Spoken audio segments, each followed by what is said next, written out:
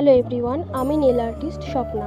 এটা আমার ফেসবুকের সেকেন্ড ব্লগ। আর আজকে সকাল সকাল উঠেই আমি আমার মশারি আর আমার হাজব্যান্ডের কিছু জামা কাপড় ছিল সেগুলো কাচবো, সেই জন্য ভিজিয়ে দিলাম।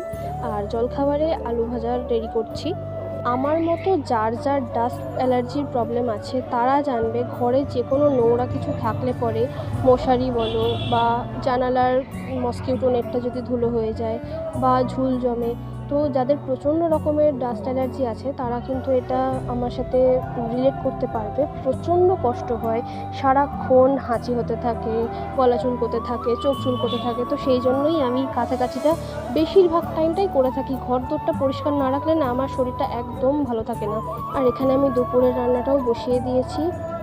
আজকে এত গরম ছিল সকাল থেকে যে আমি আমার কোনো কাজই রেকর্ড করতে পারিনি। আমার ইচ্ছেই করছিল না। আমি ভাবছিলাম কতক্ষণে সমস্ত কাজ শেষ করে আমি স্নানটা করতে পারবো।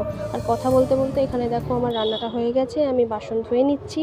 ভিডিওর ভয়েস ওভারটা যেহেতু আমি ছাদে এসে দিচ্ছি, সেই জন্য গাড়ি ঘোড়ার আওয়াজ, কুকুরের আওয়াজ, এদিকে মাইক চলছে সেটারও আওয়াজ হয়তো আসছে, তো সেটার জন্য আগেই সরি।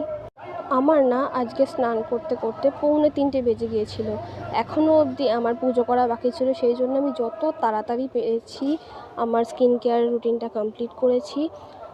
আর আমার হাজব্যান্ডও দোকান থেকে ঘরে চলে এসেছিলো, তো সেই জন্য ওর সাথে কথা বলতে বলতে আমি এখানে সানস্ক্রিনটা ইউজ করে নিচ্ছি।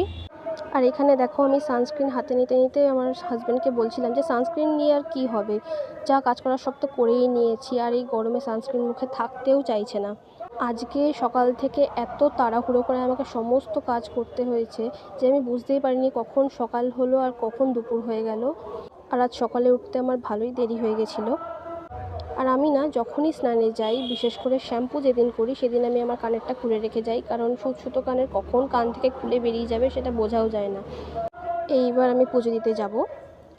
এইটা হচ্ছে সন্ধ্যের ক্লিপ, যেখানে আমি সন্ধ্যে দিয়ে চা বসালাম। আজকে যেহেতু সকাল থেকে তেমন কোনো রেকর্ডিং করতে পারিনি ভালো, সেই জন্য সন্ধ্যের চা করাটাও আমি দেখিয়ে নিলাম এখানে। টাটা।